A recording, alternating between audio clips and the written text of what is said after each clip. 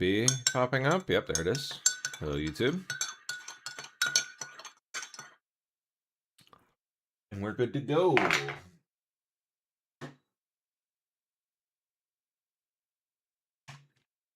All right, let's see. See what we got.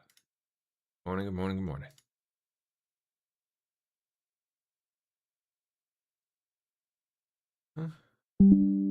There we are.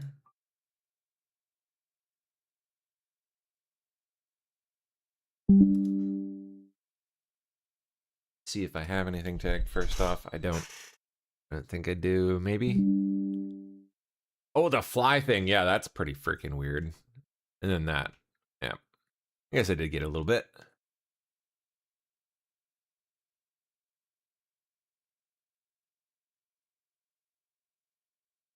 Okay. Oh, yeah, and trying to make maps more gay. We'll just start with that one, because it's just, why not? What is queering the map? So I think we were trying to make the maps more gay. Literally? That's, Well, how do you don't make a map know. more gay? I mean, especially Or with gay AI, at all? you know, since the age of cartography, we've had pretty good maps, but maybe they weren't gay enough. So I know also, I took critical theory in college. I think sometimes people use queer as a verb. I do understand that the maps that we were trying to make gay were, I think, of Czechia and Slovakia. So maybe those countries asked for it. I doubt it, but I don't know. We do have real things to work on in Congress, like what's going on with the imminent threat of Iran, and it is embarrassing that we have to talk about the fact that things like this were funded.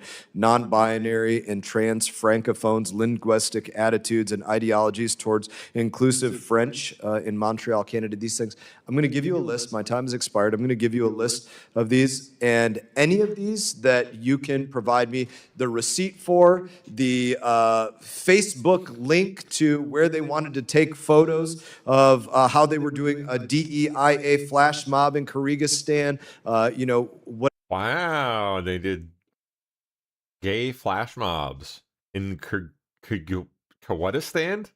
Whatever documentation they have of all of these things, we would love to see that and would absolutely love to know the individuals specifically that were busy writing these grants, because they have no business receiving another paycheck from the people of the United States of America. In that, I will recognize Representative Schneider. I know we saw that yesterday, but I had to watch it again. All right, FBI on the scene. Oh. On the Upper East Side of New York City, where agents are suiting up alongside New York, the NYPD bomb squad to investigate a vehicle believed to be potentially connected to a bomb video by, oh, the scooter girl. Yeah. All right, let's see. Oh.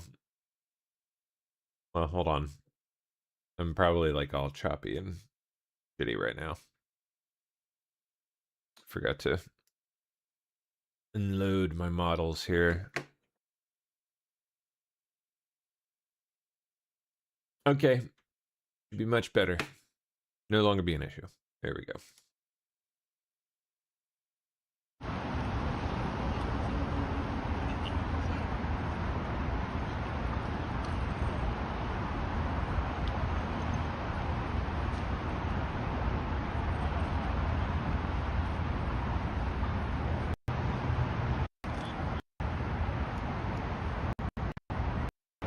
Huh.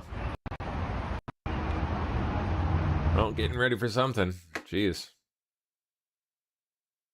Hey, whatever happened with that bizarre shit going on the airplanes the other day?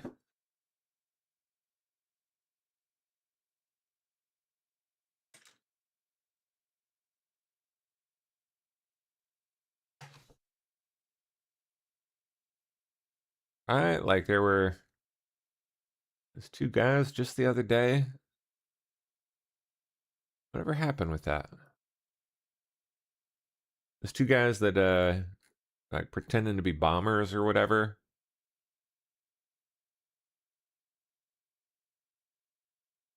Not seeing any mention of it. Oh, there. That's it. Airplane bomb? Try that.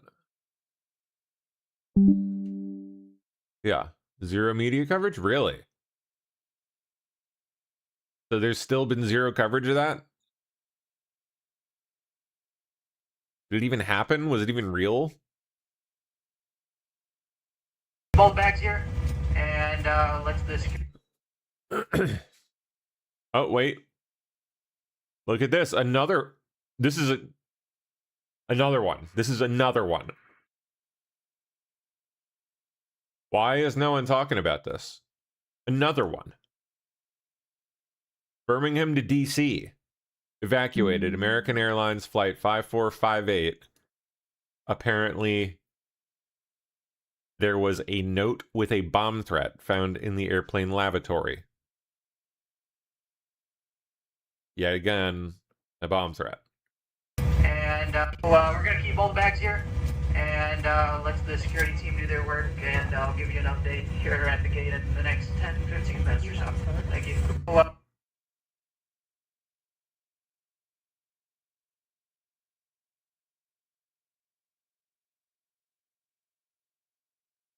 And we had all that crap going on in New York City with the bombs. Like some weird shit is going down right now. Weird shit. Yeah, another bomb threat. I put on my jewelry just to go to the bodega, and I keep. Nope. Not what I'm looking for. Here we go.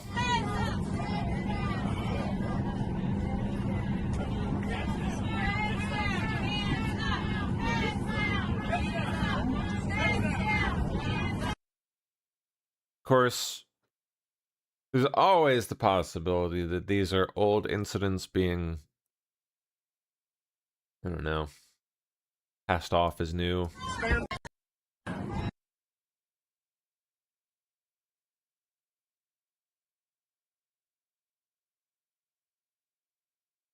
It's still weird. Freaking weird, man. All right. Let's see.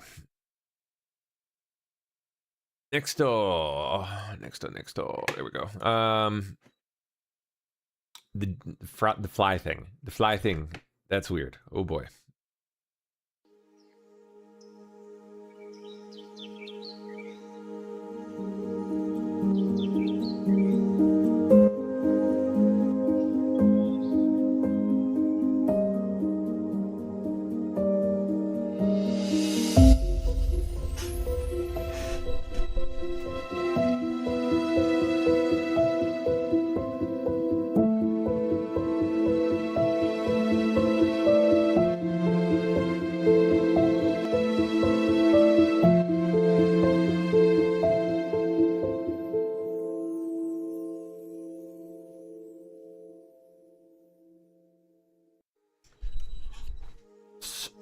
So they've apparently created a digital form of a fly's brain.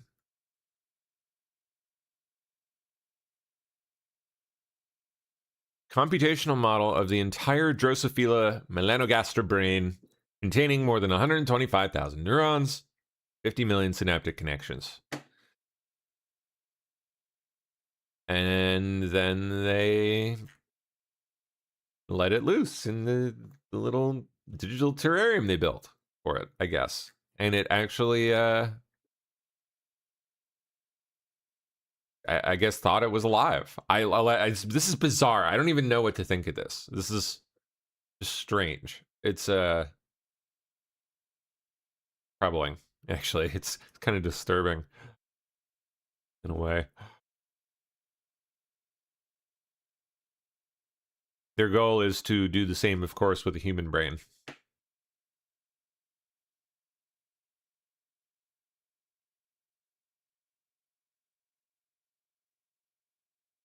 Yeah, man. I got more videos on this.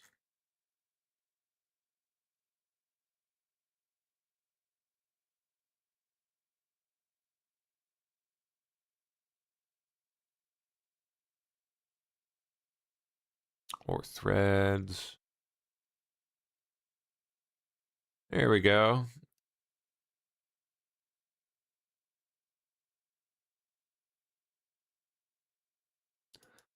Took the connectome of the fruit fly brain, applied a simple neuron model, and used it to control a Mujoko physics simulated body, closing the loop from neural activation to action. So they actually simulated a world in which a simulated fly had a simulated existence with simulated sugar.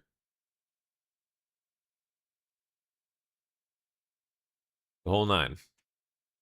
That is just, it's incredible. It's amazing and fascinating. But what? Like what?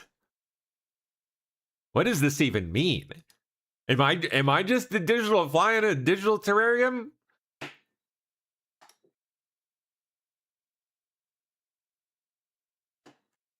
No clue. Don't think I'll ever know. But boy, do you have to wonder after seeing shit like this. Oh, what an idiot.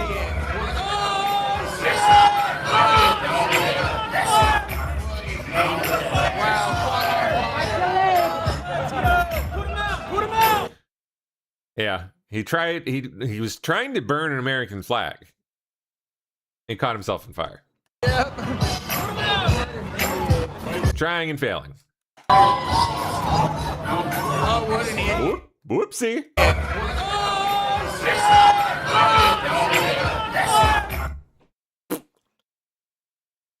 Yeah.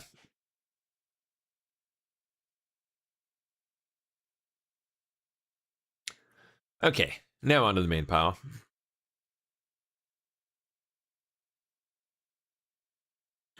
Dooby dooby doo doo doo. There we go. Oh no, come back. No, I had you. Where'd you go? There we are. All right. So, Trump today. Doing press at the Doral. Okay, some kind of roundtable. Speaking, delivering remarks to the Republican Members Issues Conference. Okay.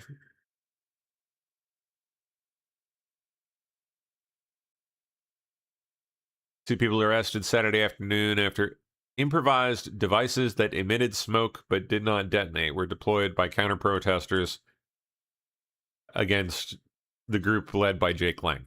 Yeah, it's almost like it was part of the show.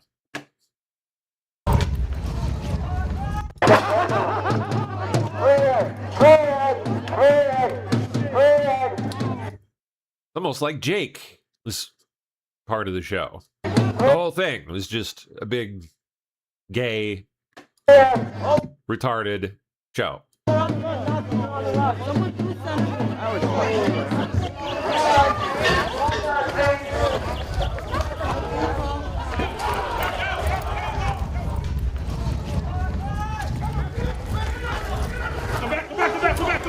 Come back!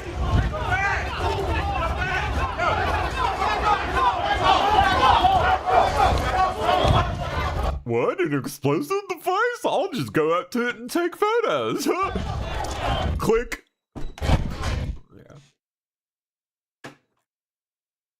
A disturbing development involving the type of explosive used in the attempted attack and just how dangerous it is.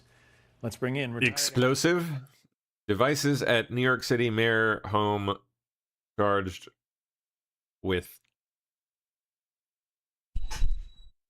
TATP. I don't know what that is. NYPD Inspector Paul Morrow, who has more information on this device that was found. So it was a homemade device, Paul, but not necessarily a cheesy one, in other words. What does that mean? It was a non-cheesy homemade explosive device? No, not at all, John. And I have to tell you, having done about 15 years worth of this kind of work, counterterrorism work, this is a bit of a game changer. First of all, let me start by saying New York City got extremely lucky yesterday. TATP is enormously volatile. It is not very stable. It's extremely powerful. And it is the footprint, and if you go by past events, of serious bombing attacks. The London 7/7 attacks, Richard Reed's attempt on a plane. Many of us remember the Ariana Grande attacks outside the Manchester Arena. These are situations where you're well into double figures of people killed, never mind injured. So this was a very, very serious attempt, much more serious. Whoa, okay, so this one was legit, huh? This one was real. Weird. And all these other ones that weren't. So TATP is a highly volatile, unstable organic peroxide and primary explosive. Known for sensitivity to friction, heat, and shock. Often called Mother of Satan. Wow. It is synthesized from acetone and hydrogen peroxide, appearing as a white crystalline powder with a fruity or bleach-like odor.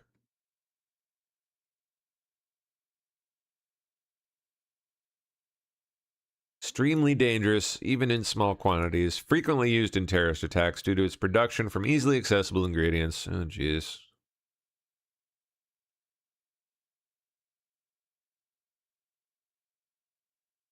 Wow. Yes, I would argue that it. So this one was real. The others were just like smoke devices. Bizarre. Very, very weird. Right initially, and as to why they didn't detonate in light of the fact that they were charged the way they were is going to be something I'm sure that the federal authorities are going to be looking at very closely as they investigate these two perps. Yeah, and hats off to the New York City Police Department. It's definitely a wild scene. For running in and stopping those attacks. They didn't just run away or go to a place of safety. Absolutely. I mean, when you look at, they didn't know what they were into there. All they saw was something that was smoking. For all they know, this thing is extremely powerful, but they ran towards it. Look, that's what your instincts are as a police officer. That's what you're supposed to do, but that doesn't mean it is any less heroic. So hats off to those guys, and thank God the devices didn't detonate. It really comes down to now why. Was it an incomplete chemical formula? Were somehow or other the balances off? You know, the mixture was a little bit too much of this, a little bit less of that. It's not a simple thing to make correctly, very clearly, and it's also extremely dangerous to handle. So this really could have been a much worse situation. So where did they get it? I mean, is TATP something that you can, go to a hardware store and buy the chemical?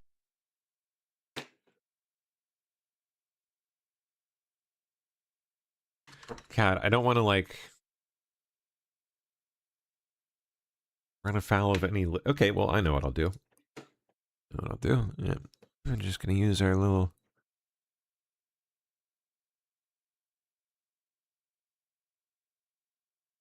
local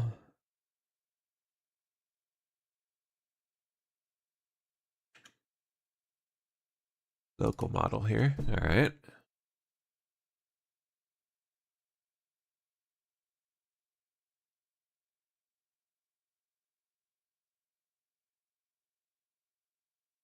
Okay.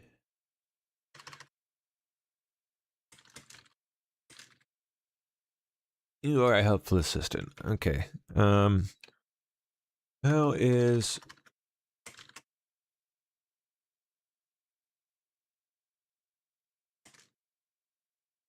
specifically how is it generally denoted?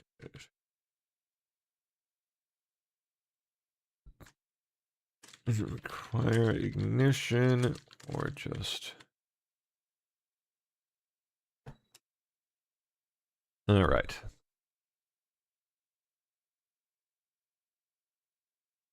Because if I remember right, that in the video, the guy had a fuse. Like, he was trying to light something, and the thing, started smoking or whatever. So I'm just curious if TATP is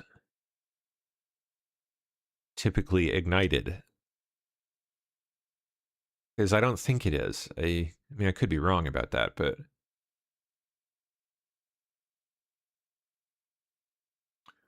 Oh, won't do it.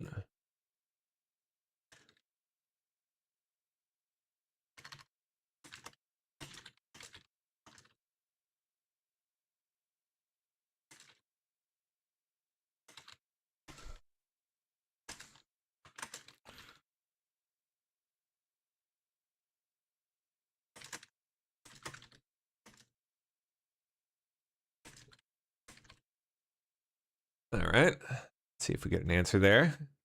Sometimes you just got to trick them. I got this thing pretty well neutered. I got to get a uncensored model.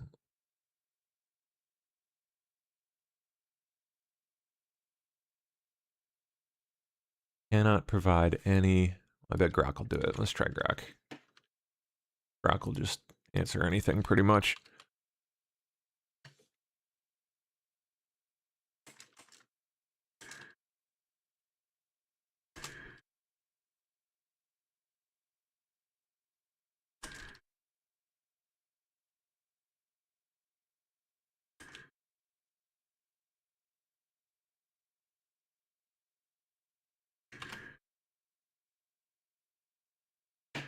Okay.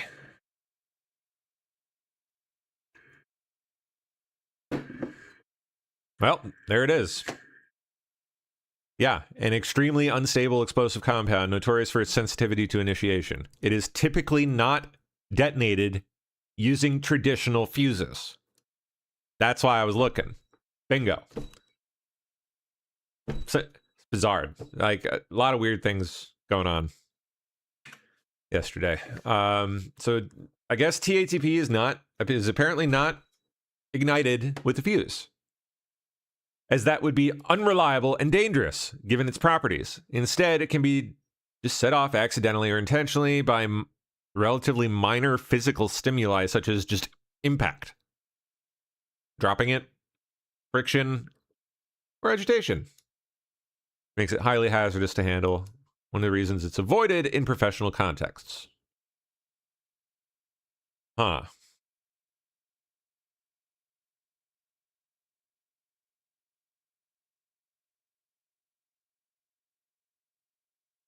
And make, or is it something they probably brought in from somewhere else? No, you can make you can get the chemicals, but you got to know how to mix them. You got to know how to mix them in the right proportions.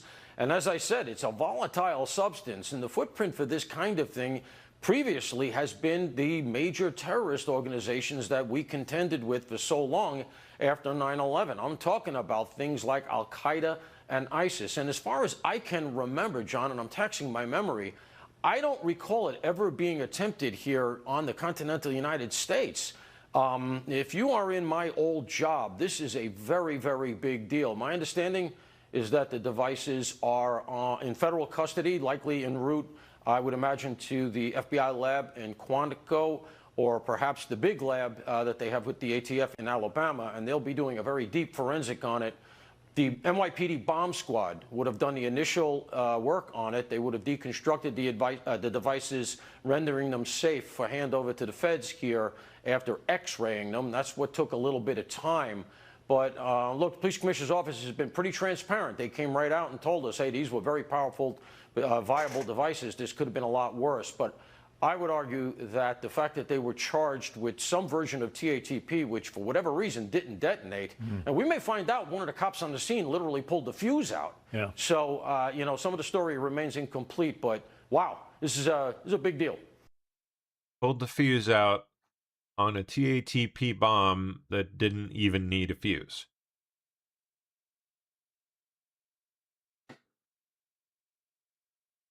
I don't know. I mean, I'm not a bomb expert or anything, but seems weird.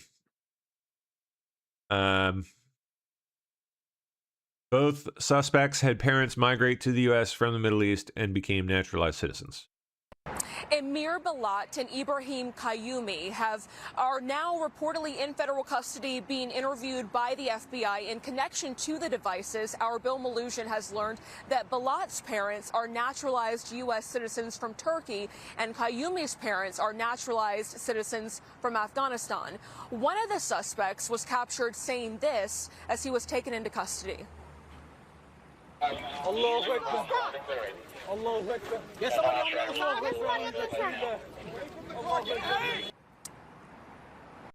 Oops. So the confirmed IED, the one that we know has been Durka, Mohammed Jihad.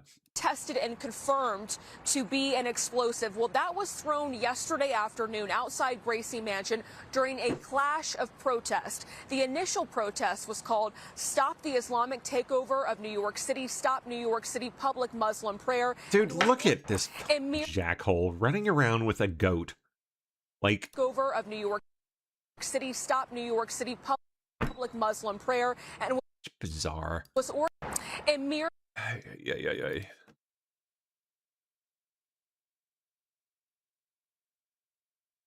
Clear angle.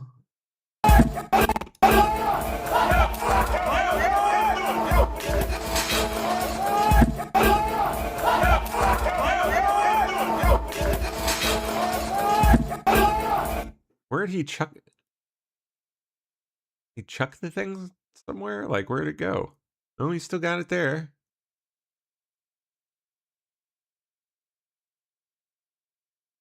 Right where he tries to ditch it, right there. No.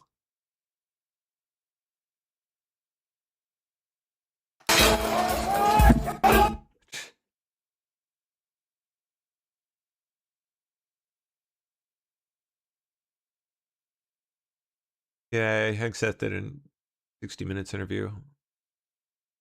Get some highlights here, at least. Let's go. Right here, then. We're very much on track. Oh.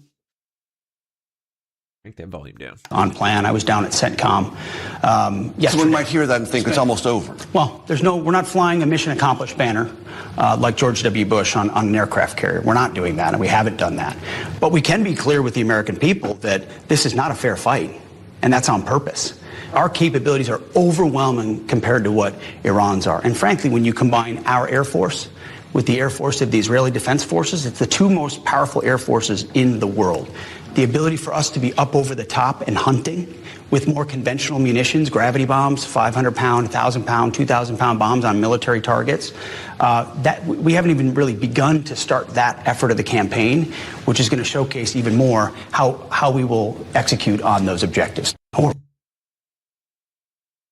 Will be no deal with. The president said recently there will be no deal with Iran except unconditional surrender. Mm-hmm. What does that look like? Unconditional surrender? How will you know it's real? It means we're fighting to win. It means we set the terms. We'll know when they're not capable of fighting. There'll be a point where they'll have no choice but to do that. Whether they know it or not, they will be combat ineffective. They will surrender. Typically, the understanding of a surrender is person to person. Is that what would be required in a matter like this? Well, there's a lot of different ways. Whether they want to admit it or not, whether their pride lets them say it out loud or not, it's President Trump who will set the terms of that. The president said recently there will be no deal with Iran except unconditional surrender. Mm-hmm. What does that look like? Unconditional surrender? How will you know it's real? It means we're fighting to win. It means we set the terms. We'll know when they're not capable of fighting. There'll be a point where they'll have no choice but to do that. Whether they know it or not, they will be combat ineffective. They will surrender. Typically, the understanding of a surrender is person to person. Is that what would be required in a matter like this? Well, there's a lot of different ways. Whether they want to admit it or not, whether their pride lets them say it out loud or not. Sorry if I let that loop President there. Trump will. I had something rolling on the phone I had to look at. All right. I'm in the room every day, see how President Trump operates. I'm in the room every day, and I see how President Trump operates and what he's putting first, and it's America, Americans, and American interests. It has been said that the Israelis, through Benjamin Netanyahu, the Israeli prime minister, provided on February 23rd key information about intelligence they had developed about the likely whereabouts of Ali Khamenei and many in his inner circle. That the U.S. then checked it out through the CIA, confirmed that, and that was an opportunity that presented itself to the president. and that was the precipitating factor for this war. That's the way it's been reported. Is that accurate, Mr. Secretary? President Trump's approach has been our interest in advancing those interests from the beginning. And so the fact that intelligence was gathered, whether from Israelis or ours, and always checked by our intel agencies to make sure it's accurate. A lot of times the best way to start operations is a trigger-based or condition-based moment, and you can work together on whether that makes sense. But we were always controlling the throttle about whether or not to go or not go. Conventional umbrella of missiles that was growing every single day, their production capacity, to try to cover over their nuclear blackmail ambitions. As far as how you get at that nuclear option, we'll make sure that their nuclear ambitions are never achieved. Will we take it out ourselves? Oh, I would never tell you or anybody else what our options are. See, that's another thing. People keep asking. It's a legitimate question. It's a very fair question. People ask boots on the ground, no boots on the ground, 4 weeks, 2 weeks, 6 weeks, go in, go in. President Trump knows, I know, you don't tell the enemy, you don't tell the press, you don't tell anybody what your limits would be on an operation. We're willing to go as far as we need to in order to be successful. They've used a conventional umbrella of missiles that was growing every single day, their production capacity, to try to cover over their nuclear blackmail ambitions. As far as how you get at that nuclear option, we'll make sure that their nuclear ambitions are never achieved. Will we take it out ourselves? Oh, I would never tell you or anybody else what our options are. See, that's another thing. People keep asking. It's a legitimate question. It's a very fair question. People ask boots on the ground, no boots on the ground, 4 weeks, 2 weeks, 6 weeks, go in, go in. President Trump knows, I know, you don't tell. And I want to start with something that U.S. Special Envoy Steve Witkoff told Hannity last week during an interview. He said when the Iranians arrived at the negotiating table, they told the American delegation that they had 460 kilograms of 60% enriched uranium, enough to make 11 nuclear bombs. The way you enrich uranium is a process that as you get closer to weapons grade, the breakout time becomes much quicker. And so they were just a couple of weeks away from having weapons grade material that they could ultimately use in a nuclear weapon. And as we've seen, they have the ballistic missile capability. And if they could attach a nuclear warhead, that's when it becomes dangerous to the region. And that's what the United States and Israel wanted to stop. They didn't want Iran to get a nuclear weapon. Also at the negotiating table, the Iranians said they wanted a peaceful nuclear program. And then the Americans offered them unlimited nuclear fuel forever. And they rejected this offer. And so the concern was that this enriched uranium could be used to create a nuclear bomb that could threaten U.S. forces or U.S. allies in the region. And at this point, the challenge for the Americans will be identifying where that enriched uranium is located and either destroying it or diluting it. Both of those processes could be very difficult because it is stored underground, but this is part of the game plan for the Americans and the Israelis as this war continues.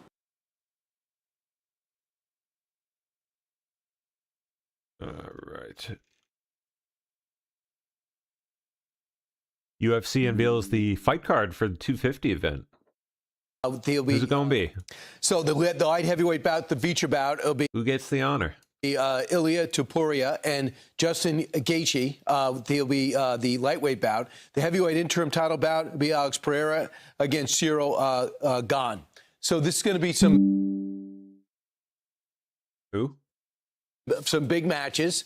I guess Conor McGregor is not going to be there, even though he told everyone he is. I hear they're going to start in the Oval Office and walk from the Oval Office out to the Octagon. What?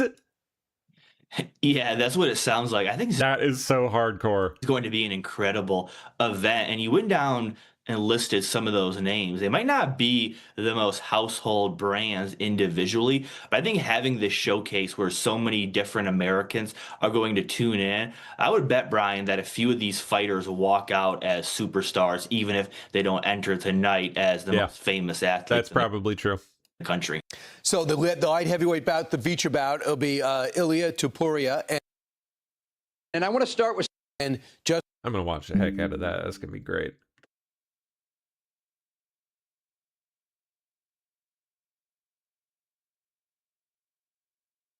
Okay, former Obama advisor confirms Trump not invited to opening ceremony of Obama Presidential Center. Oh, who'd have guessed?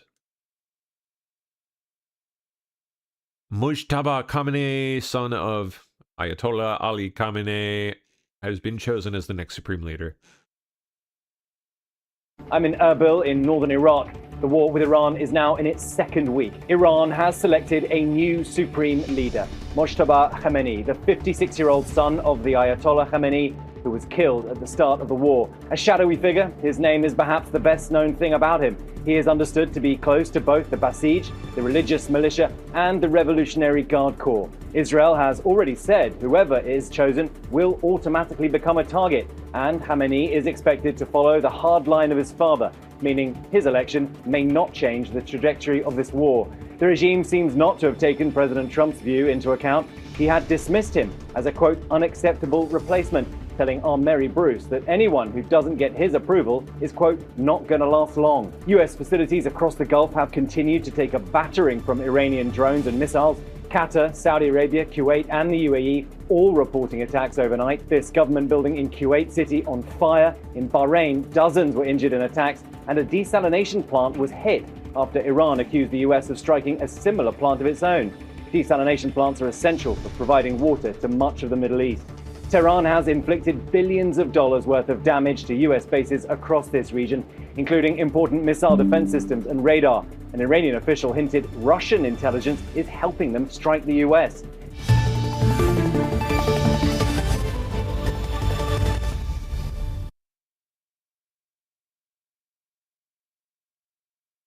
Trump not backing down from the SAVE Act. Still pushing. Schumer admitted the SAVE Act would remove illegal aliens from voter rolls. Because it is SAVE Act passes until the SAVE Act passes. That means the president's asking for total gridlock. The SAVE Act will not pass because it is such a pernicious, nasty piece of legislation. The SAVE Act is Jim Crow 2.0. More than 20 million people would lose their right to vote. And including people that don't even have it, need to register either a passport or your original birth certificate. How many people have that? How many people have that? It would eliminate vote by mail. Tell that. I have that. Me? I have that. To a senior citizen who's confined to their home in a wheelchair that they're going to lose their right to vote. And he would purge the voter rolls using an AI system set up by Musk and Doge. So you could show up at the polling place this November and they'd say you're no longer on the rolls. They don't even notify you of it. Millions of people would be purged from the rolls because of this system that Musk and Doge put in. You wouldn't be notified. You'd show up at the polling place and they'd say, sorry, Mr. Jones. Sorry, Miss Smith. You're not on the rolls anymore. I'm sorry, Miss Jackson. I am for real. Yeah, had to do it.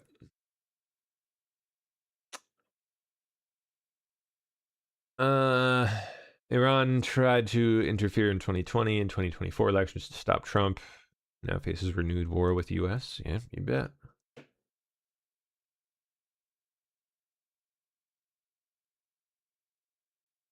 Okay, Dean Spalding invites you to celebrate America's 250th with Hillsdale. I like Hillsdale. Welcome to Hillsdale College's Washington, D.C. campus.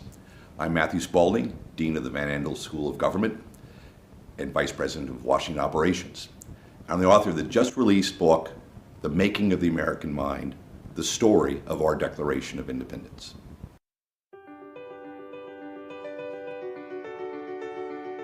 The Making of the American Mind is the story of our Declaration of Independence. I wanted to tell the story of how it was created, how it was written, how it was edited, the debates in the Continental Congress, the Revolutionary War developing around it. But then I wanted to let the Declaration, the document, actually tell its own story and walk through it. Or what do the words mean? What do the passages mean? We don't read it all anymore. I want to look at the whole thing like a symphony and let it tell its story so that we can relearn its truths and rediscover great history that's found in it. You really can't understand anything about America and its history, especially the Constitution and any of its institutions of government, without understanding the Declaration.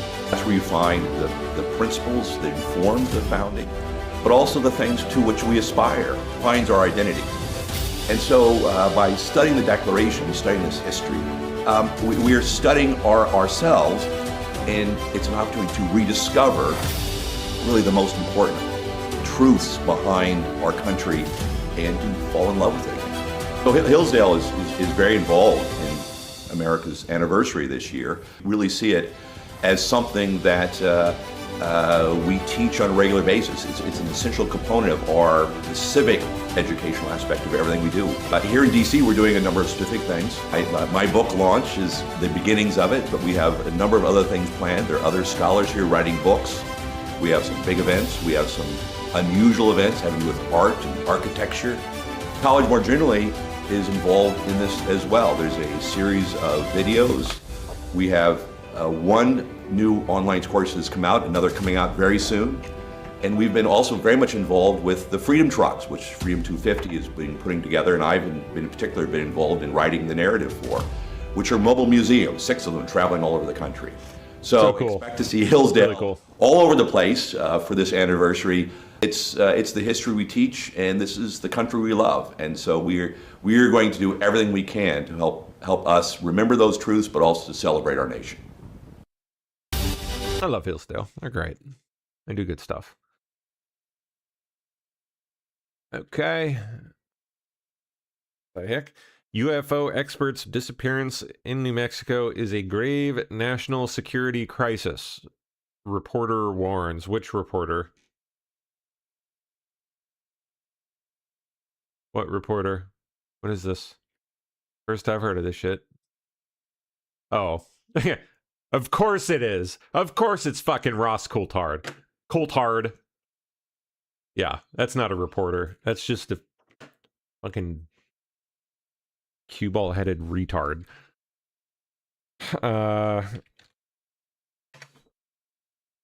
Yeah, this guy, no. If you see that, just you can just switch off. You can basically just switch off. Because you can be guaranteed that what you're about to hear is fucking stupid.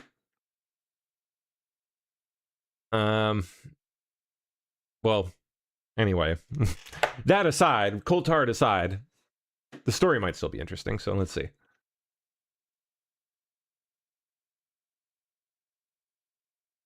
He's probably just using it for fucking clickbait, because, you know, he's a slime ball. Local law enforcement said McCasland disappeared after leaving his Albuquerque, New Mexico home on foot. Has a deep expertise about UFOs. Apparently, somehow constitutes a grave national security crisis, according to Ross Coulthard. Yeah, somehow I doubt that.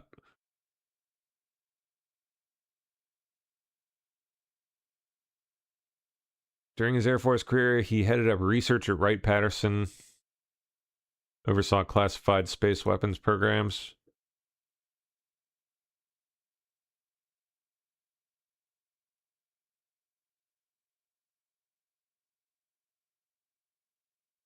Well, I mean,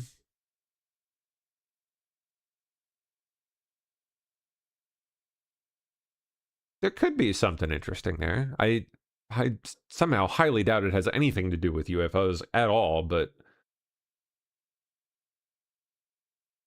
maybe. He's retired? Is he retired? Yeah, retired.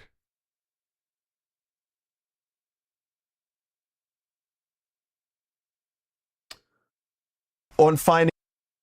Senator John Barrasso confirms negotiations underway to get the SAVE Act through.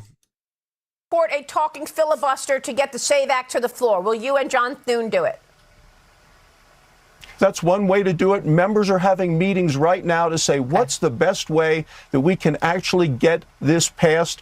I met with the president at the White House about 10 days ago, the day before the bombing started in Iran, to work on finding the best path forward. We need to get this passed. We need to get it signed into law. I am a full supporter. Okay, Senator, support a talking filibuster to get the SAVE Act to the floor. All right, there we go. New Yorkers speak out at disgusting vigil for Khamenei. They're holding a vigil for him. Gay. talk to you about why you're out here this evening. What are you here for tonight? I'm here because it is absolutely disgusting that we're having this memorial right here. It might as well have a Nazi rally or a memorial to Hitler. So do you support President Trump and what they're doing in Iran? Definitely. President Trump came to our help. Why are you out here this evening? So we're here to show everybody the Iranian, they don't like the regime. Do you support what President Trump's doing? Yes, Hatman, of course. We love Trump and we love Netanyahu. My family, they're in Iran, but all of them, they fighting against the regime. And we are happy about this. We won this war. This war is not about Iranian people. This war is against the Islamic Republic. He is the most anti-Semitic, the most evil, the most oppressive dictator in the last 80 years. Boop. Federal Appeals Court upholds temporary protected status for over 300,000 Haitians. Yeah. So they're staying, huh? They're staying for now until more court stuff plays out. Lord.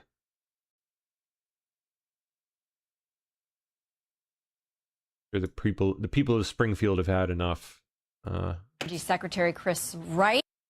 Secretary Wright tells us what the Trump admin is doing to blunt rising prices at the pump. Oh, yeah. And joining us now, U.S. Energy Secretary Chris Wright. It's coming, and it's going to get worse. Right. Mr. Secretary, welcome to Fox News Sunday. Thanks for having me, Shannon. Okay, so of course we were just talking about the Strait of Hormuz there and the impact that has on oil prices worldwide. The average for a gallon of gas here in the U.S. is up over 40 cents since these strikes started. What is the plan? Yeah, the plan is to get oil and natural gas and fertilizer and all the products from the Gulf flowing through the straits before too long. And I may break a little news here, but one large tanker has already gone through the straits with no issues at all. So as the general just described, we're massively attriting their ability to strike with missiles and drones. And that rate of attrition will increase in the coming days. So we'll be cautious, we'll be careful, but energy will flow soon. It's one of the reasons the president had to move on this war. Iran has just terrorized America, the neighborhood, and energy markets for 47 years. All right, I want to get your take on something that Politico is reporting. It says Energy Secretary Chris Wright and other advisors focused on energy policy, quote, are getting screamed at to find some good news on bringing down prices. Quote, folks are scrambling for announcements and messaging to counter the narrative of these rising prices. Fact or fiction? What can you tell us on how this is playing inside the White House? Screamed at. Fiction. It's right along the line. I've read about a dozen fiction pieces from Politico and other news things about just stuff totally made up, whole cloth. We've been planning and talking about this, for quite some time. Energy markets are massively well supplied right now. In fact, the run up in prices has nothing to do with any shortage of barrels of oil or natural gas. It's just fear and perception, the unknown, that this could be some long, drawn-out crisis. But it won't be. As you heard from the general, progress is going very fast. The world is abundantly supplied with energy, thanks to President Trump's energy dominance agenda. The United States is a net exporter of oil, net exporter of natural gas. We're in contact with our allies. This is a disruption on the way to a much better place to end a 47-year war against America. So let's talk about the Strategic Petroleum Reserve.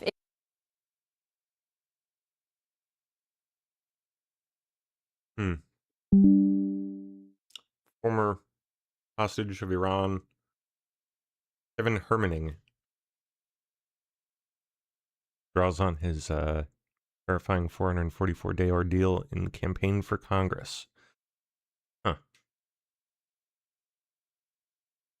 Running for Congress. Excuse me.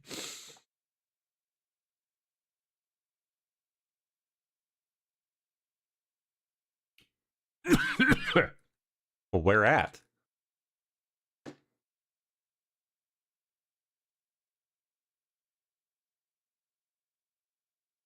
Huh. Wisconsin. Come on now. There we go. All right.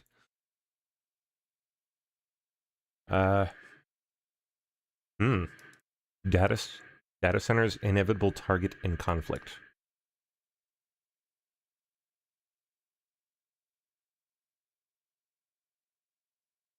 Come on, yeah. Our data centers or their data centers? Oh, for goodness sake, come on. What is this? Click, click. Come on. Refresh. 24 hours. Dude, what the?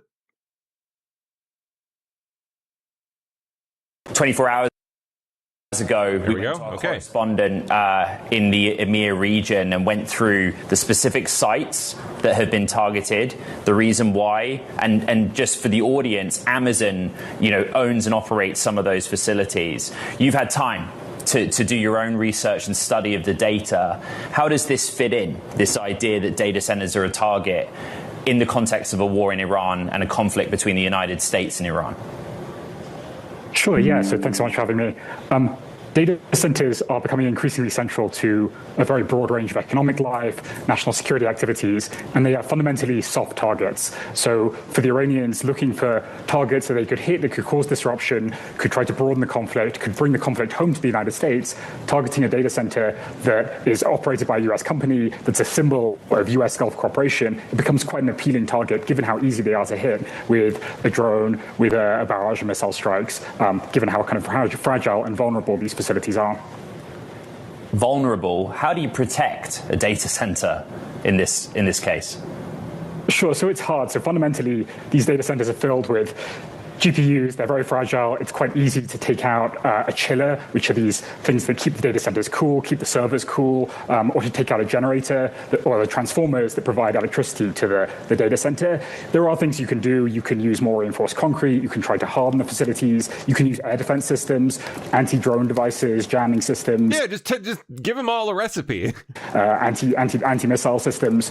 But all of this drives up the costs of building a data center, and none of this will guarantee security against a kind of swarm of cheap drones, and it's very, very expensive to protect against these sorts of cheap strikes. So there are things you can do to protect them. I think historically these companies and the governments have been much more focused on protecting data centers from cyber attacks, protecting them from trespassers, but much less focused on strikes from drones or from missiles, which, is an inevitable risk, I think, to building expensive infrastructure in a region where drones and missile strikes are unfortunately a real risk to worry about.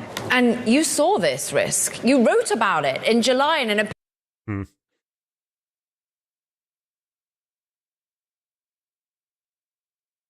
Okay, FBI secretly seizes election records from Arizona's largest county as voting probe expands.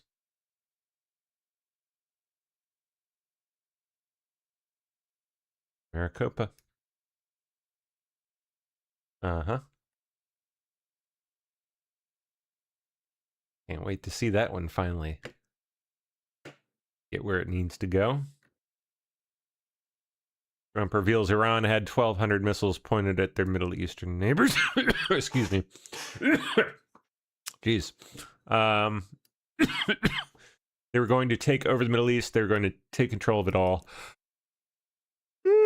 Excuse me. I just spoke to the President of the United States 20 minutes ago about the Gulf states and their involvement. And what he told me was this. Iran had thousands of missiles pointed at all these Middle Eastern countries for the last 4 months. They were going to take over the Middle East, meaning Iran. They were going to control it all. The UAE, Qatar, Oman, and Saudi Arabia. They had 1,200 missiles pointed at these countries. All these nations were afraid of Iran, and they are not anymore. And they had reason to be afraid. We have knocked the hell out of them like no other nation could, and they still have remnants left. Just wanted you to respond to that. Well, this is why the president, one of the reasons I think he did why he did this now. Imagine, we're seeing how the Iranian regime is behaving now. Imagine if the president had kicked the can like so many of his predecessors had, and at the rate that Iran was producing these drones and ballistic missiles, had tens, if not hundreds of thousands years from now. That's the shield that Secretary Rubio has been talking about. behind which they would then develop a full-blown nuclear program, which we know they intended to do. They were not negotiating in good faith. The reason President Trump went now is because they're at their weakest point. And he's not the type of president to kick the can and let future generations have to deal with a much stronger nuclear-armed Iran to then truly hold not just the region, but the world hostage. Ambassador, they think Israel's the problem, but those Gulf states know Iran's the problem. I also asked the president about the rise in oil prices, $100 a barrel.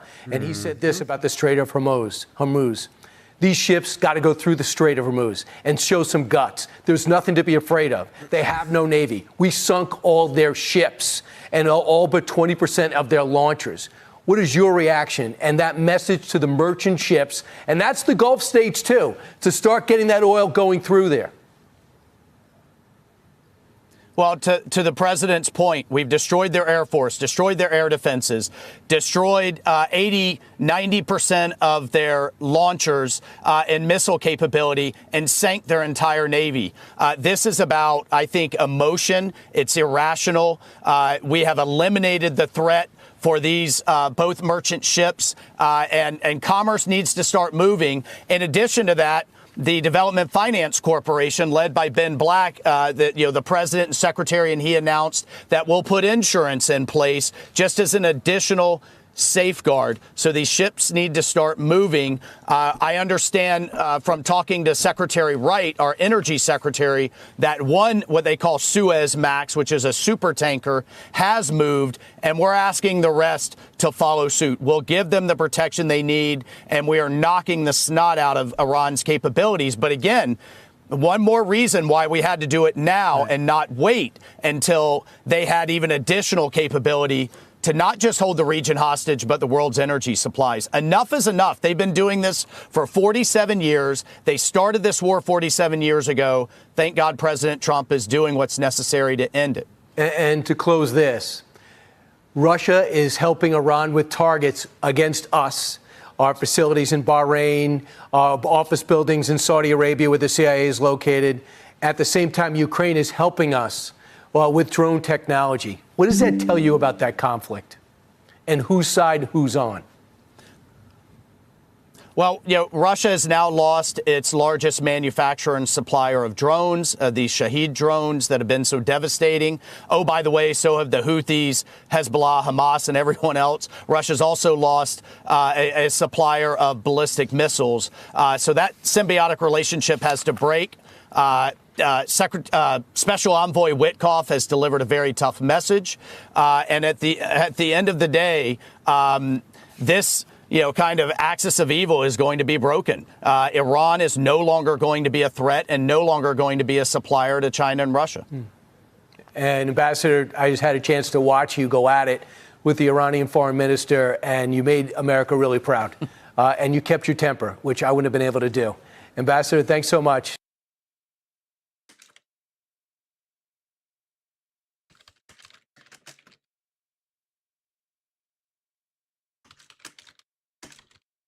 Sorry, one moment.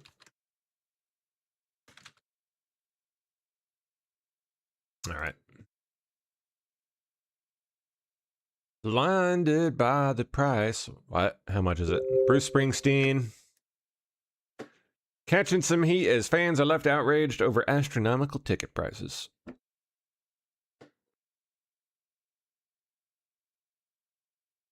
I don't even know how much it is. It's not worth it. He's a shitty person. And he's not even that good. And he never was.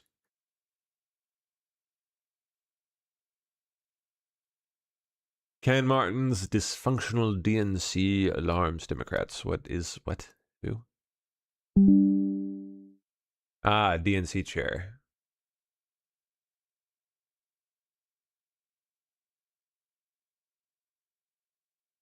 Well, I don't know what the deal is, but I guess the hounds have come for him.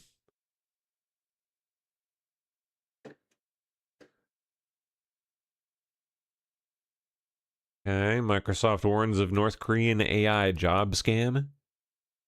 The operatives linked to North Korea are using AI and stolen identities to pose as Western job applicants and secure technology positions. Oh, yeah, we've known about that. I don't think that that's new Microsoft.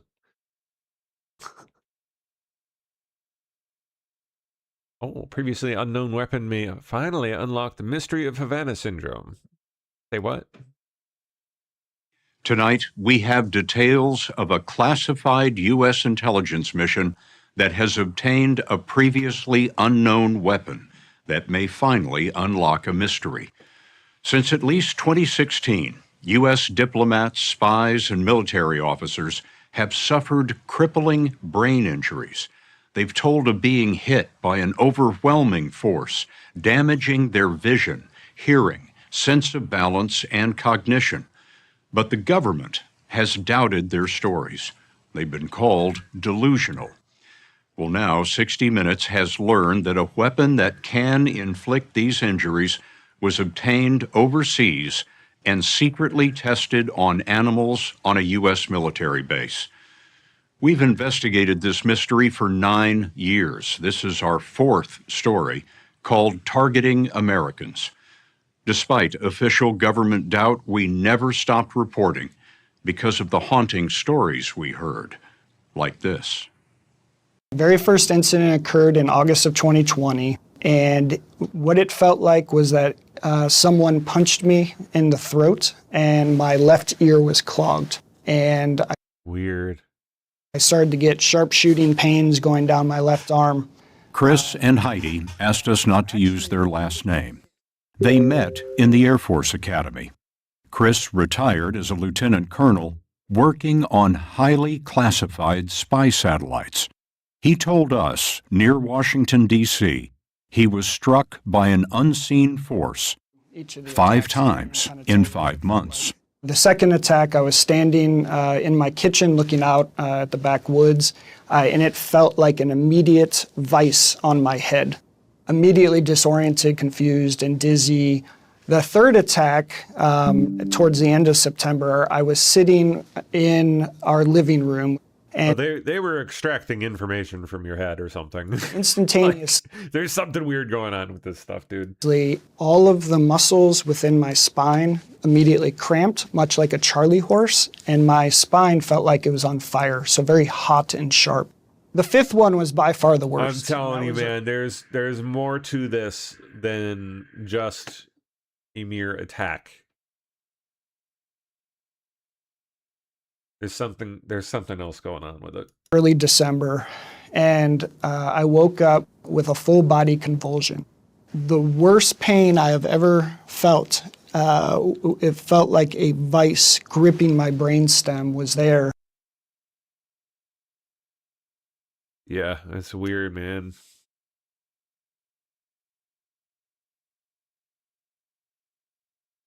Truck drivers now concerned as new self-driving semi-trucks are starting to hit the road. Oh, God. Yeah. Tonight. Oh, potato. Oh, yeah. There's this truck coming here. Well, hold on now. Hold on. I'm gonna show you a video. It's a truck that drives by itself with three trailers. Yeah, but this truck coming in where I'm leaving, he's coming in right now. You know, wow. There's this truck coming here. Yeah, look at those. Look at the mirrors. So hold on. Look at this. Hold on. There's like these goofy ass camera things on them.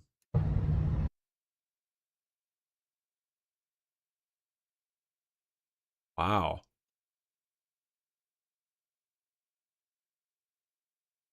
Man, that's a big boy, though. Look at that thing. That's like a 3-section.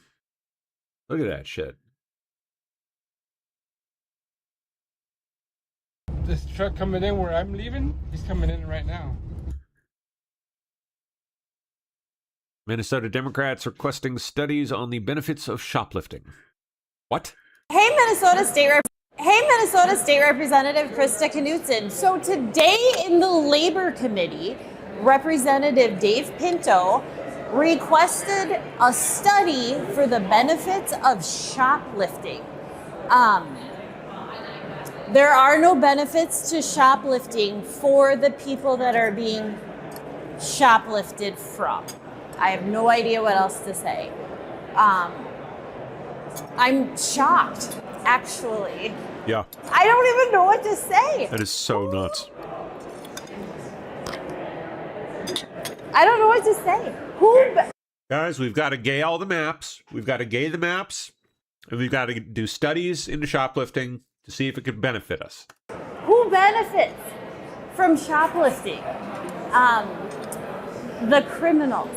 Once again, the criminals benefit from shoplifting. Please take a look at the comments to see for yourself. It is an intriguing line of questions. Several of us are on the Public Safety Committee, and yesterday there was a presentation of a group seeking to change how we address organized retail theft. And it actually had not occurred to me to ask, it probably would have been good, to make sure that they would study sort of the benefit of shoplifting and of retail theft. And because perhaps people are relying on that and sort of using that, maybe it's...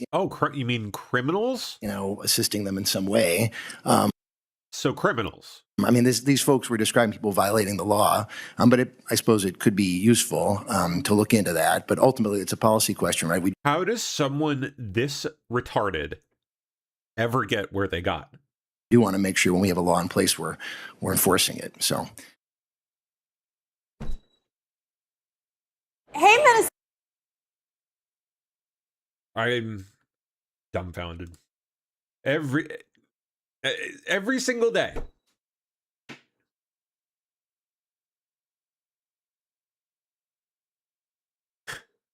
Epstein prison guard discussed cover-up of his death? Inmate told FBI? Which inmate? Which prison guard?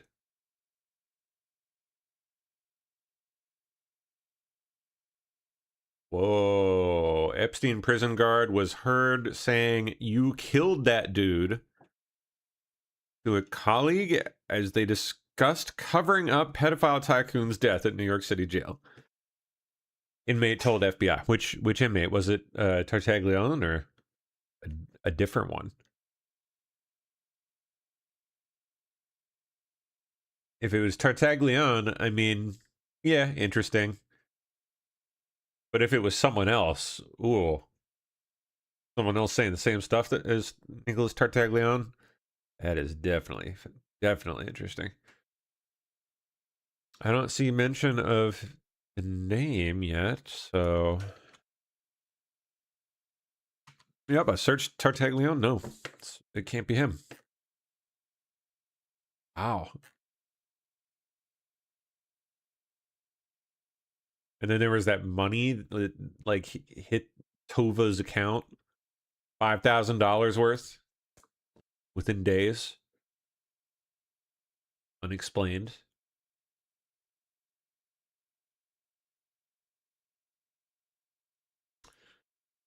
All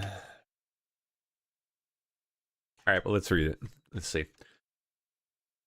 Inmate awoke on the morning of Epstein's death, August 10th, 2019, to a loud commotion where he and Epstein were jailed. Breathe, breathe, echoed down the halls. He heard one officer say, dudes, you killed that dude.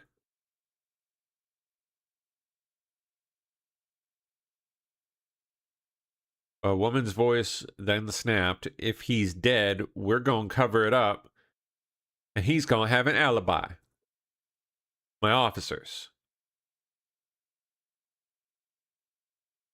The FBI report apparently said. Inmate identified that female voice that snapped as Tova Noel. $5,000. So she's one of the two prison guards fired for falsifying records. Noel and Michael Thomas were charged for this, but later their charges were dropped after it was discovered that Jeffrey Epstein had died. Inmates rumored that Ms. Noel killed Jeffrey. How did that happen? How did Shaniqua, the prison guard, kill Jeffrey Epstein? I mean,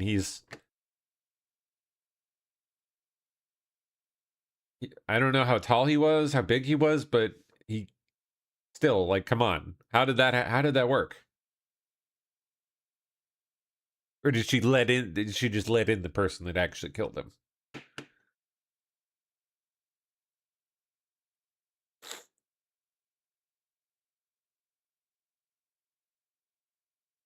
Inmate's account has not been confirmed, but has fueled fresh questions on the nature of Epstein's death.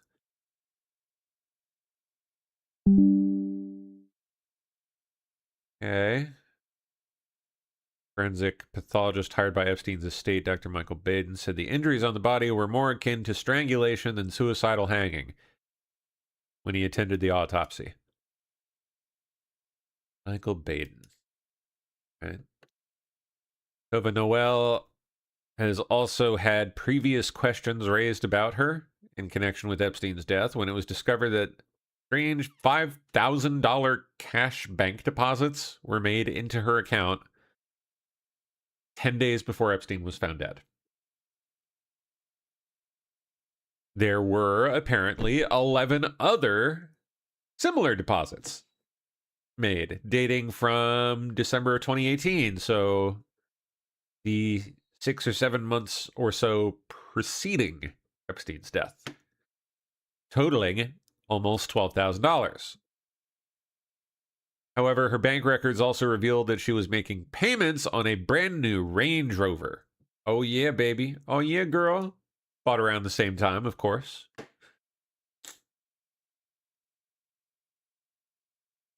She was not asked about the cash in her interview by the DOJ. I wonder why. That seems, I don't know, possibly kind of relevant.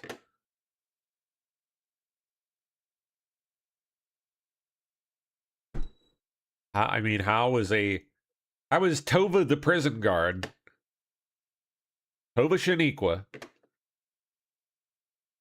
affording a brand new ass Land Rover on whatever shitty salary they pay DOC employees? How was that working? Unless, of course, there was some other money coming in.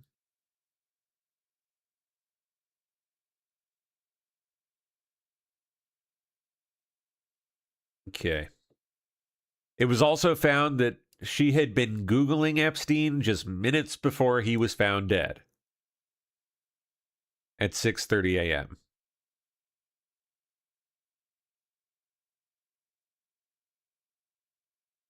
Huh.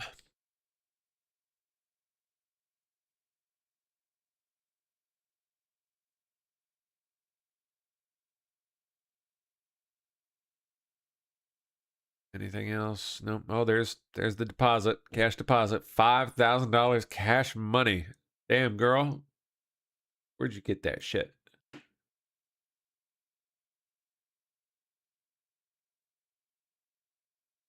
Very weird. And Tova's got a story to tell. I hope someone doesn't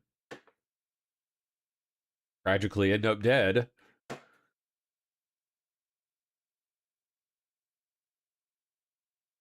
NATO shoots down Iranian missile over Turkish airspace. Ooh. American, investigates a company called Illuma. It claims to be a transformative semiconductor company specializing in high-performance technology for defense and aerospace. This California company has already gotten a government contract and is getting taxpayer money. One problem, they claim their office is 9,000 square feet, but the investigator finds the price has been subleased out to other companies. What? Huh?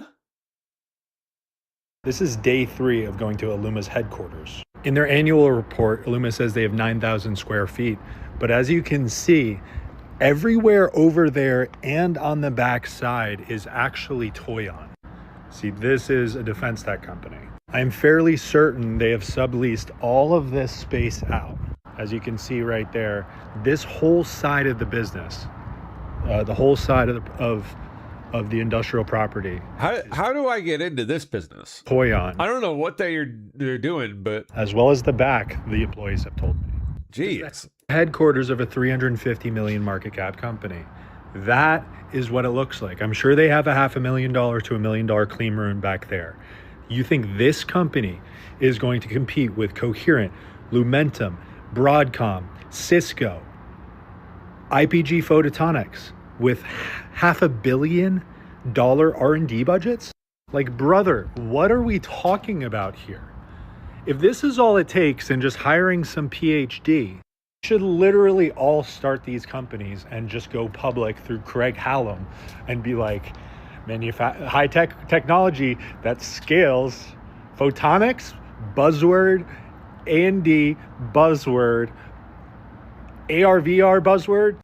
Like, please, if you know anything about semiconductors, if you know anything about high-tech hardware, especially materials, this is a freaking joke. Wow.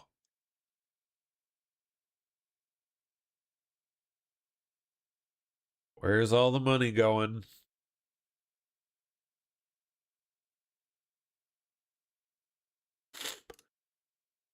Here they are. Disruptive semiconductors for mass markets.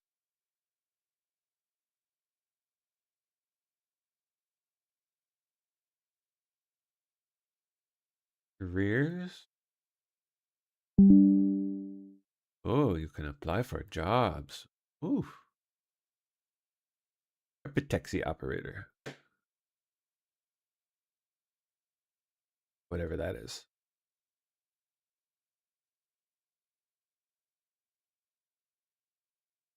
Reimagine with us. Those are on X. Okay. Develops cutting-edge semicon and optoelectronic technologies for sensing, communications, and AI applications. Ooh, fancy.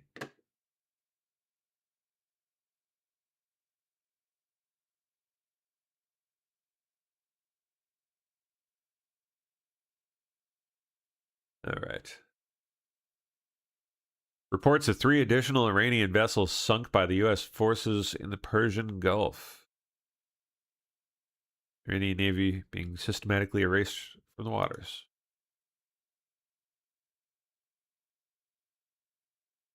Oof. That's a boo-boo.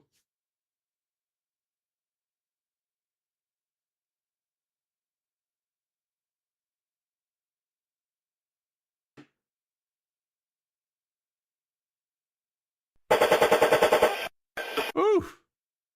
UAE releases footage showing air defenses intercepting and destroying Iranian drones encroaching on their airspace.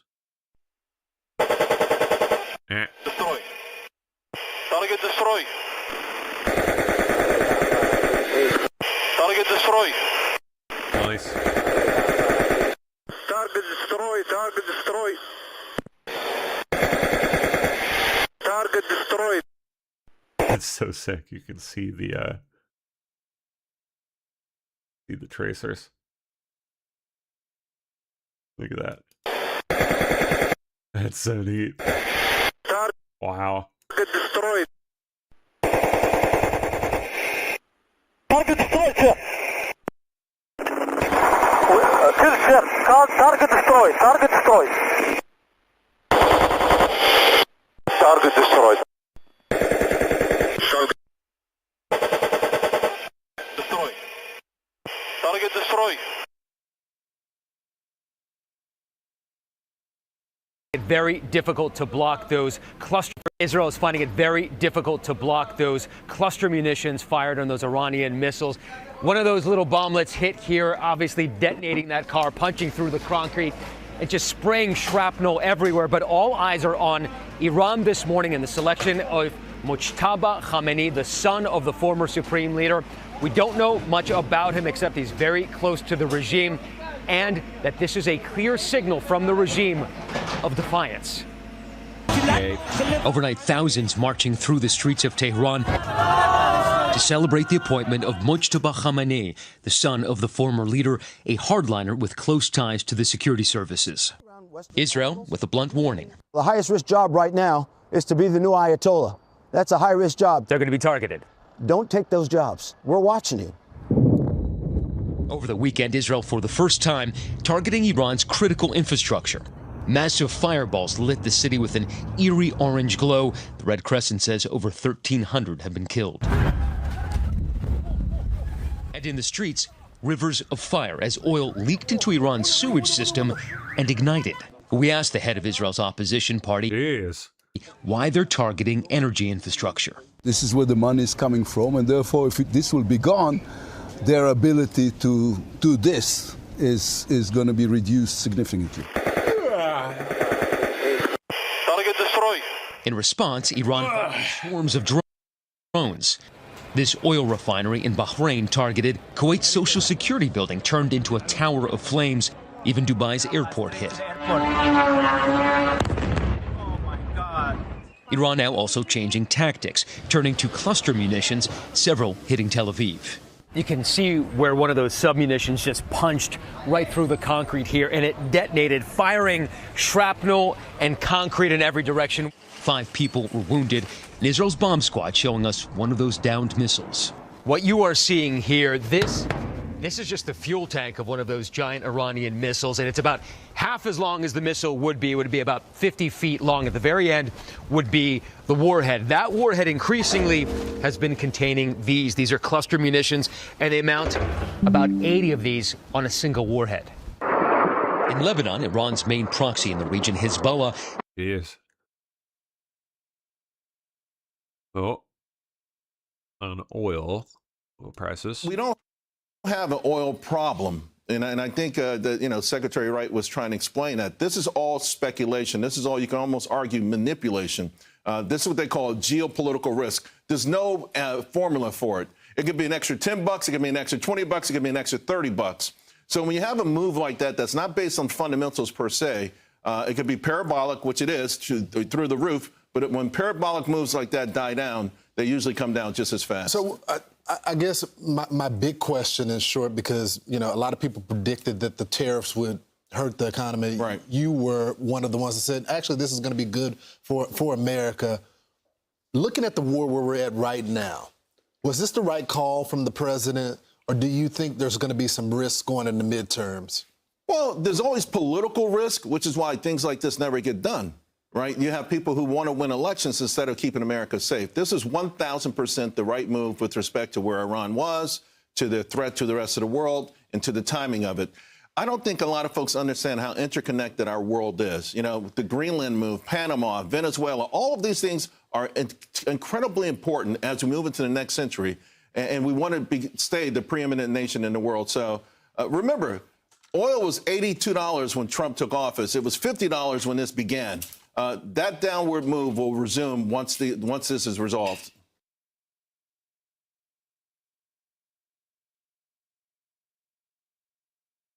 We don't have judges may shape AI safety before Congress does.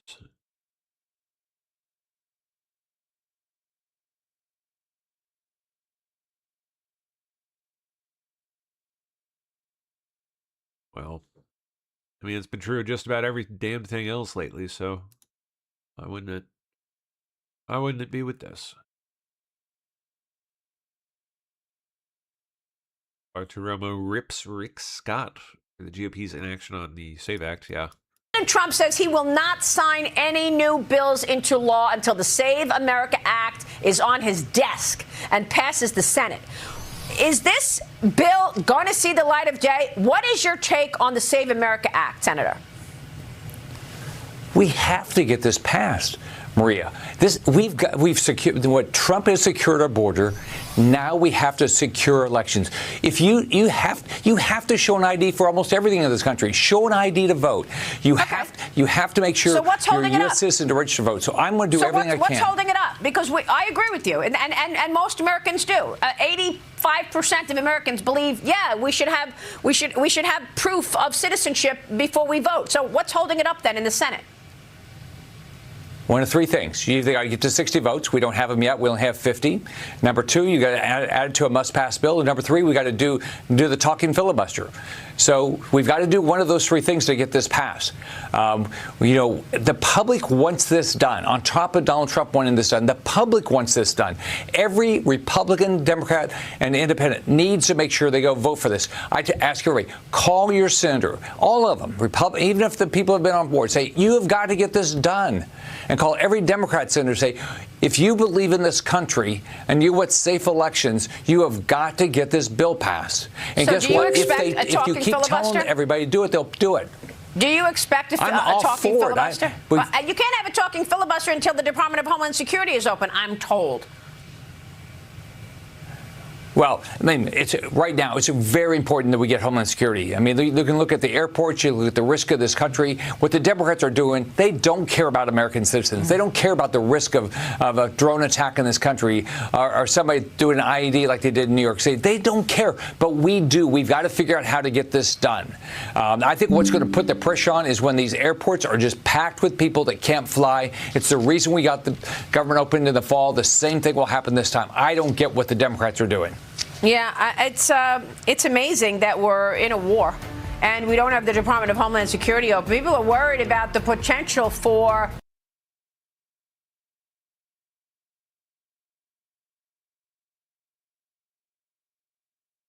mass protests erupt across Cuba. What?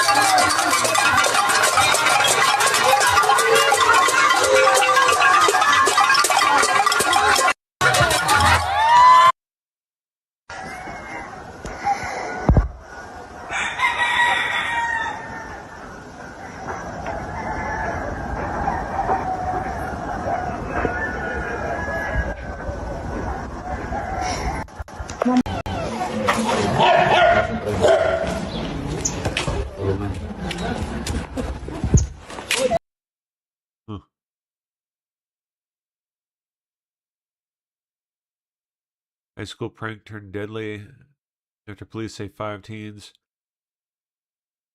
Went to a teacher's home to throw toilet paper at his trees. When he came outside, he tripped into the road and was run over as the students fled. Oh my gosh. This morning, a Gainesville, Georgia community is mourning the tragic death of a beloved teacher after a high school prank gone wrong. Police say 5 teenagers went to Jason Hughes' house around 11:30 Friday night to throw toilet paper at his trees. According to the sheriff's office, when Hughes, a math teacher at North Hall High School, came outside, the students, all 18 years old, tried to flee in 2 vehicles. Authorities say Hughes tripped and fell into the roadway, and one of the drivers, Jaden Wallace, ran him over. Police say Wallace and his friends, seen here in mugshots obtained by ABC affiliate WSB, tried to render aid to the teacher, but the 40-year-old later died at the hospital. He was a great guy, God-fearing man. He would do anything. He'd take the shirt off his back and give it to you. Wallace is now charged with first-degree vehicular homicide and reckless driving and could serve up to 15 years behind bars. Police have charged all 5 teenagers with criminal trespassing and littering on private property. That's a hell of a way to ruin your life. The family wants to make really clear is that they knew these kids, that they loved them, and these kids loved the Hugheses. This was not a malicious act. The Hughes family telling our team Jason knew these students were coming to his house and was excited to catch them during the prank. His family says this was a tragic accident and they fully support dropping the criminal charges against all the teenagers. Jeez. And the victim's wife, Laura, is also a teacher at the same high school. In a statement to ABC News, the family says, quote, "We are thankful for the outpouring of prayers and support as we grieve the loss of Jason. We ask that you continue to pray for our family and also for the students involved in the accident along with their families. Please join us in extending grace and mercy to them as Christ has done for us." Man, that's sad. Ugh.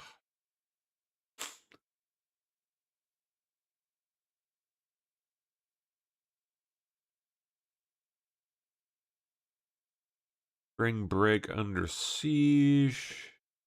This. Homeland Security. Oh, this, yeah, DHS shutdown. Leading to shitty lines. Yeah, of course it is. 3-hour wait times. Ugh.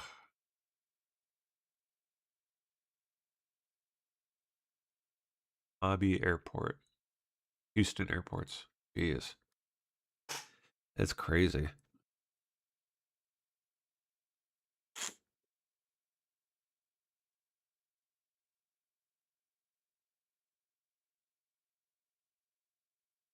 There's new video out from independent journalist Nick Shirley investigating more alleged fraud in Minnesota. Take a look at the response he got while he was out on the street going door to door. Unrelated to the article. No idea. All right. Oh yeah. Just in, Iran now warning President Trump that oil will surge to $200 per barrel if neighbors do not restrain the U.S. Okay. If you can tolerate oil at more than $200 per barrel, continue this game. جنگ بیش از Running out of threats, I guess. از دولت‌های کشورهای اسلامی انتظار می‌رود.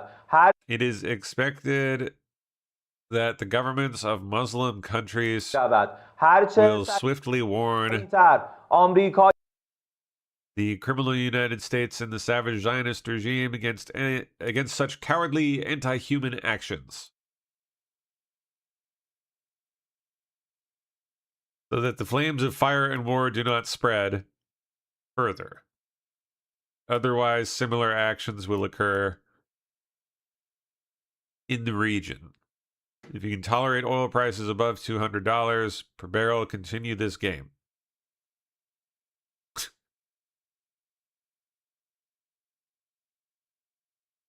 Well, all right.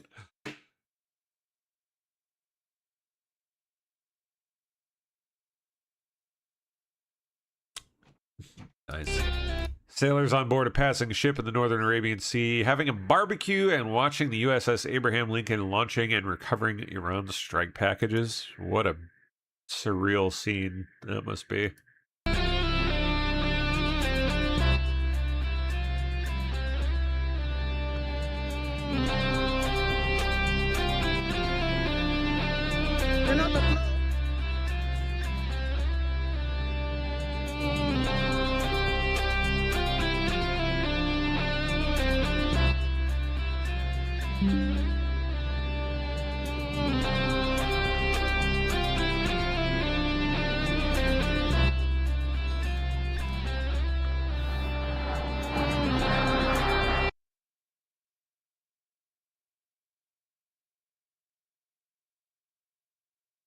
Yeah, saw this one.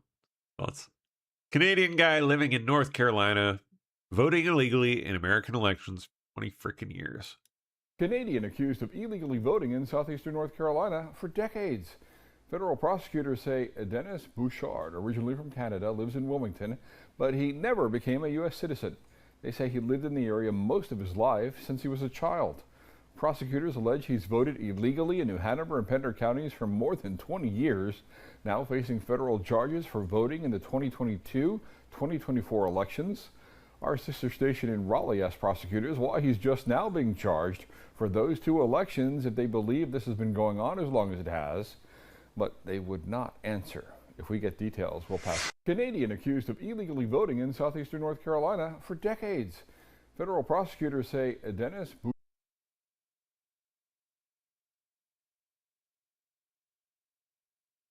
It's on Prime now. All right. Melania film.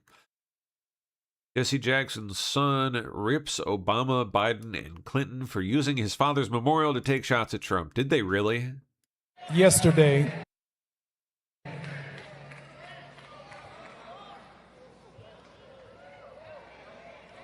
I listened for several hours of 3 United States presidents who do not know Jesse Jackson.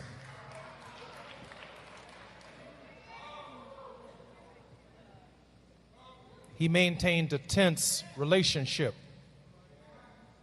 with the political order, not because the presidents were white or black, but the demands of our message, the demands of speaking for the least of these, those who were disinherited, the damned, the dispossessed, the disrespected, demanded not Democratic or Republican solutions, but demanded a consistent, prophetic voice. Interesting. EU President von der Leyen. Europe cannot be a custodian of the old world order for the world that has gone and will not return. The first is that Europe can no longer be a custodian of the old world order. Well, I mean, just read between the lines there. For a world that has gone and will not return.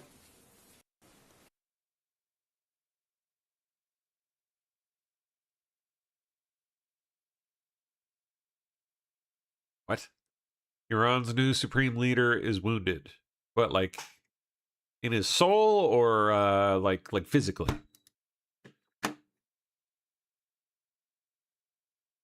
Apparently sustained a mystery injury, claims state TV. Who knows?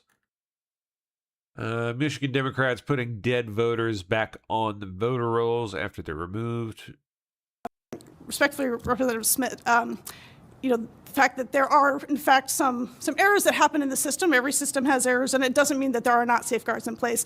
There are safeguards, and you as a clerk, having done many registrations previously, understand that there's a process that you go through. And you can ask NASA. There's no process that doesn't have some error inherent in the system. Okay, thank you. And you're very right. When I was a clerk, there were lots of errors in the system. That's largely why I am here. I took off a dead voter in my township. And guess what? That dead voter was put back on. Not by me. That was done by the Secretary of State's office. So we need to do a lot of fixing here in our elections. When I was a clerk at Martin Township, there was a family member who at one point was registered at my in-laws' home. And that family member had died nearly 20 years prior. Oh. They were put on the rolls at 2020.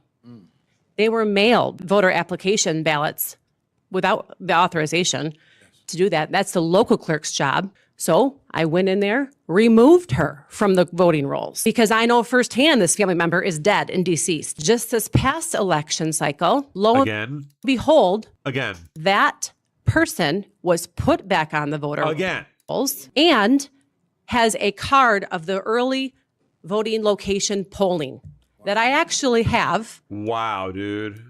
And can produce. And that's a problem. Way to go, lady. Good job. Freaking Michigan, dude. Secretary Rubio delivering remarks at the U.S. hostage and wrongful detainee flag raising ceremony at the State Department. This is super long, so we're just gonna I guess. Donnie. New to me, nor is it anything new for the 1 million or so. Holding a news conference. Donnie and NYPD Commissioner Tisch. Some New Yorkers who know this city as our home. While I found this protest appalling, I will not waver in my belief that it should be allowed to happen. Ours is a free society where the right to peaceful protest is sacred. It does not belong only to those we agree with. It belongs to everyone. protesting say things that I abhor. Let me also be clear about something else. New York City will never tolerate violence, whether from protests or counter-protests. Many of the counter-protesters met this display of bigotry peacefully, with a vision of a city that is welcoming to all. But a few did not. Two men, Amir Balat and Ibrahim Kayumi, traveled from Pennsylvania and attempted to bring violence to New York City. They are suspected of coming here to commit an act of terrorism. There is video of these two individuals throwing two devices towards the protest. The police department has determined that these were improvised explosive devices made to injure, maim, or worse. Thanks to the swift and decisive actions of NYPD officers at the scene, both men were immediately taken into custody, and the devices they brought taken off of our streets.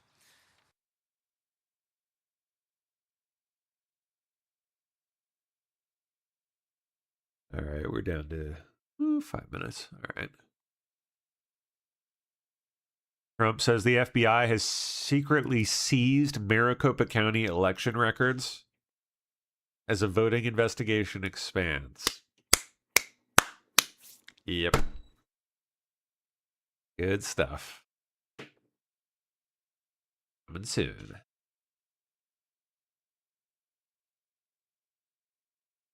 Figures running for California governor as of today. Democrat leaders tried to get fellow Democrat candidates to drop out of the California governor's race to give their leading candidates a better chance, and they all refused.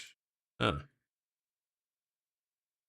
10 major figures running for California governor. Oh yeah, blood in the water, man. Good stuff. Something to watch this year. Justice Department has reached a deal with Live Nation / Ticketmaster, forced to pay nearly $300 million in damages to 40 states that sued over inflated concert ticket prices. Weird. Minnesota DHS was invited to attend the House Fraud and State Agency Oversight Committee hearing today, but declined to attend. Today we are going to be discussing the roadmap to program integrity. Okay, so the state house is having their own hearing today on all this stuff. Interesting. And fraud prevention, followed by an informational hearing and discussion of periodic data matching. Before we begin, is there anyone in the Department of Human Services in the audience? I don't see anyone. So I just want to note for the record that DHS was invited to be available in the audience to answer questions today after Judge O'Malley's presentation, and they have apparently declined to come, which is very frustrating. This is the second hearing DHS has failed to appear at with an invitation, and I will continue to have conversations with Commissioner Gandhi about this. We absolutely need their cooperation in fighting fraud, and we expect them to come. I understand the commissioner is very busy. She may not always be able to attend, but there are a lot of employees at that agency. Someone who especially can speak to periodic data matching should have been here for that portion of the hearing. You wonder why they weren't. Last up here, this. Update, I just shared this note with my colleagues. What? Scott McFarland. Was he leaving to CBS or something? Ah, yeah. To my incredible colleagues at CBS, I want to personally let you know that my work will soon no longer appear on CBS News. Who's this guy again?